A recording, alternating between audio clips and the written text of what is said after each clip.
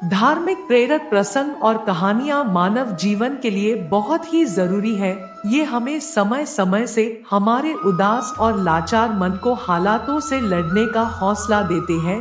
धार्मिक प्रेरक कहानियां हमें नेकी और सत्य के रास्ते पर चले के लिए प्रेरित करते हैं।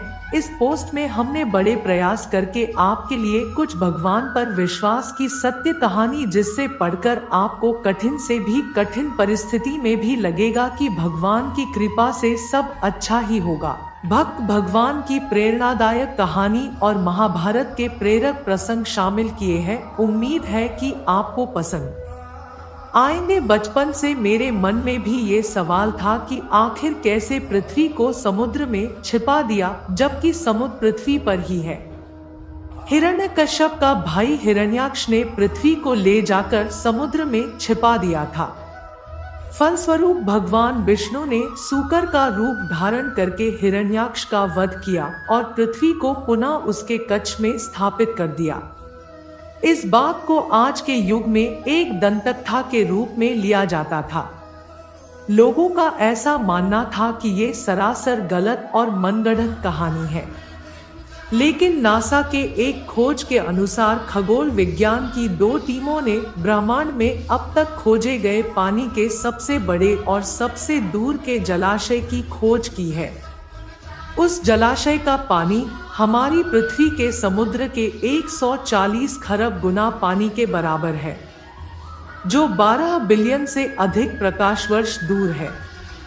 जाहिर सी बात है कि उस राक्षस ने पृथ्वी को इसी जलाशय में छुपाया होगा। इसे आप भवसागर भी कह सकते हैं, क्योंकि हिंदू शास्त्र में भवसागर का वर्णन किया गया है। जब मैंने ये खबर पढ़ा तो मेरा भी भ्रम दूर हो गया। और अंत में मैं सिर्फ इतना ही कहना चाहूंगा कि जो इस ब्रह्मांड का रचयिता है, जिसके मर्जी से ब्रह्मांड चलता है, उसकी शक्तियों की था लगाना एक तुच्छ मानव के वश की बात नहीं है। मानव तो अपनी आंखों से उनके विराट स्वरूप को भी नहीं देख सकता। कुछ बेवकूफ जिन्हें ये लगता है कि हमारा देश और यहाँ की सभ्यता गंवार है, जिन्हें लगता है कि नासा ने कह दिया तो सही ही होगा, जिन्हें ये लगता है कि भारत की सभ्यता, भारत का धर्म और ज्ञान विज्ञान सबसे पीछे है, उनके लिए मैं बता दूं कि सभ्यता, ज्ञान, विज्ञान, धर्म, सम्मान भारत से ही शुरू हुआ है। अगर आपको इस पर भी सवाल करना है तो आप इतिहास खंगाल कर देखिए। जिन सभ्यताओं की मानकर आप अपने ही धर्म पर सवाल कर रहे हैं, उनके देश में जाकर देखिए। उनके भगवान तथा धर्म पर कोई सवाल नहीं करता, बल्कि उन्होंने अपने धर्म का इतना प्रचार किया है कि मात्र 2000 साल में ही आज संसार में सबसे ज्यादा ईसाई हैं। और आप जैसे बेवकूफों को धर्म परिवर्तन कराते हैं। और आप बेवकूफ हैं जो खुद अपने ही देश और धर्म पर सवाल करते हैं। अगर उनकी तरह आपके भी पूर्वज बंदर थे तो आपका सवाल करना तथा ईश्वर पर तर्क करना सर्वदा उचित है। कौन होता है नासा जो हमें ये बताएगा कि आप सही हैं या गलत? हिंदू धर्म कितना प्राचीन है, इसका अनुमान भी नहीं लगा सकता नासा। जब इंग्लैंड में पहला स्कूल खुला था तब भारत में लाखों गुरुकुल थे और लाखों साल पहले 4 वेद और 18 पुराण लिखे जा चुके थे। जब भारत में प्राचीन राजप्रथा चल रही थी तब ये लोग कपड़े पहनना भी नहीं जानते थे। तुलसीदास जी ने तब सूर्य के दूरी के बारे में लिख दिया था, जब दुनिया को दूरी के बारे में ज्ञान ही नहीं था। खगोल शास्त्र के सबसे बड़े वैज्ञानिक आर्यभट्ट जो भारत के थे, उन्होंने दुनिया को इस बात से अवगत कराया कि ब्रह्मांड क्या है, पृथ्वी का आकार और व्यास कितना है। और आज अगर कुछ मूर्ख विदेशी संस्कृति के आगे भारत को झूठा समझ रहे हैं तो उनसे बड़ा मूर्ख और द्रोही कोई नहीं हो सकता। ये अपडेट करना आवश्यक हो गया था। जिनके मन में ईश्वर के प्रति शंका है, जो वेद और पुराणों को बस एक मनोरंजन का पुस्तक मानते हैं, उनके लिए शास्त्र कहता है, ऐसे अज्ञानी लोग मानते हैं कि कोई परमतत्व है ही नहीं। जब परमतत्व है ही नहीं तो यह संसार स्वयं ही चलायमान है। हम ही हमारे भाग्य के निर्माता है। हम ही संचार चला रहे हैं। हम जो करते हैं वही होता है। अविद्या से ग्रस्त ऐसे ईश्वर विरोधी लोग मृतक के समान है, जो बगैर किसी आधार और तर्क के ईश्वर को नहीं मानते हैं। उन्होंने ईश्वर के नहीं होने के कई कुतर्क एकत्रित कर लिए हैं। दिन और रात का सही समय पर होना, सही समय पर सूर्य अस्त और उदय होना, पेड़ पौधे, अणु परमाणु तथा मनुष्य की मस्तिष्क की कार्यशैली का ठीक ढंग से चलना, ये अनायास ही नहीं हो रहा है। जीव के अंदर चेतना कहाँ से आता है?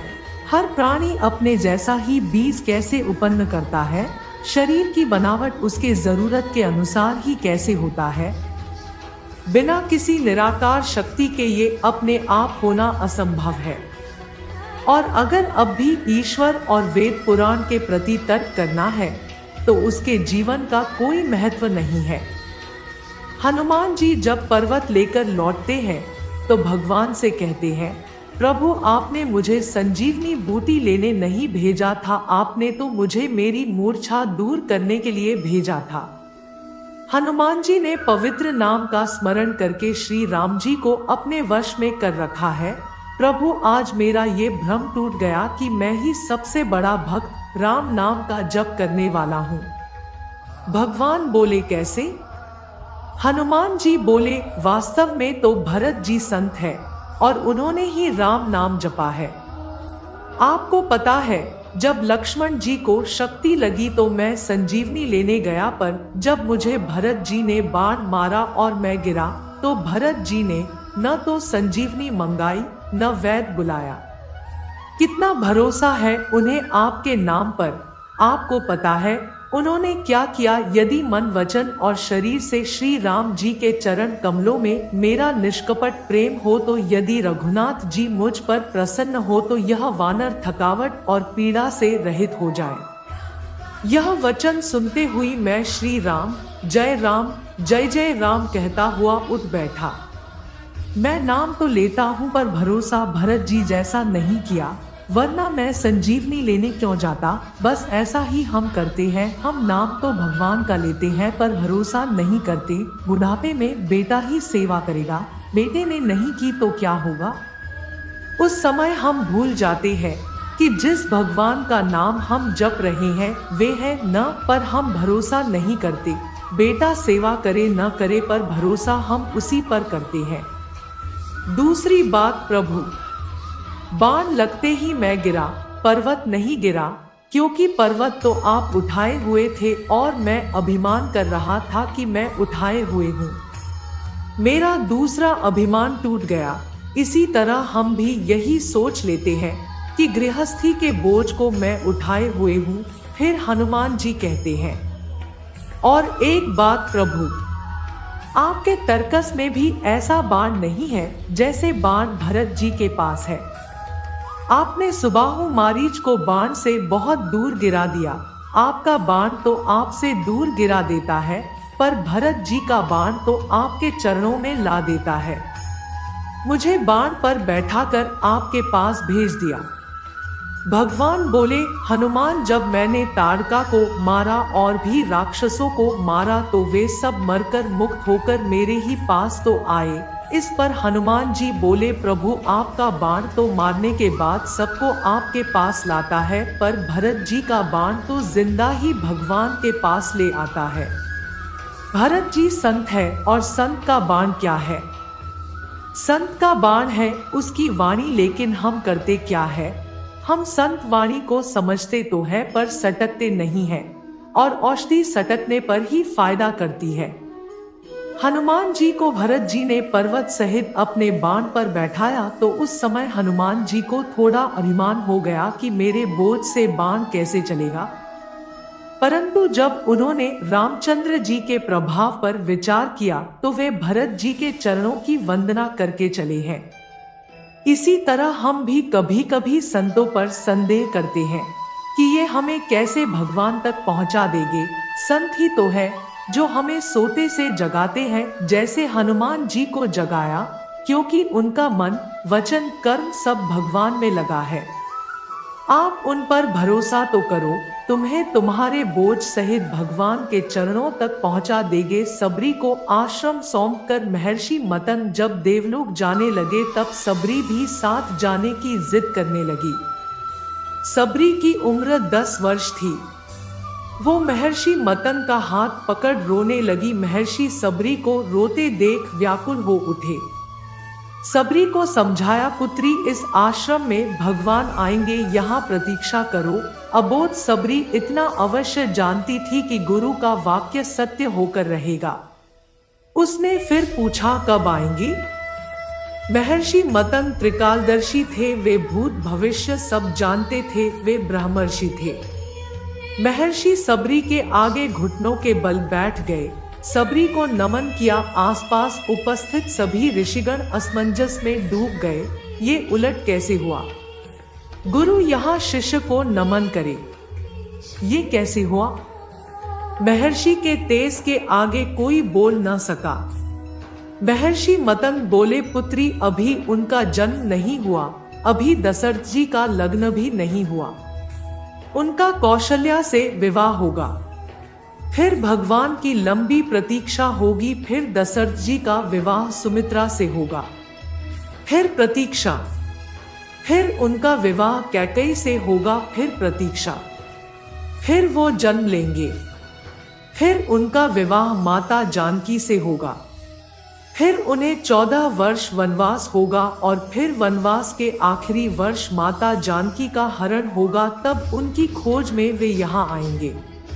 तुम उन्हें कहना, आप सुग्रीव से मित्रता कीजिए, उसे आत्ताई बाली के संताप से मुक्त कीजिए, आपका अभिष्ट सिद्ध होगा और आप रावण पर अवश्य विजय प्राप्त करेंगे।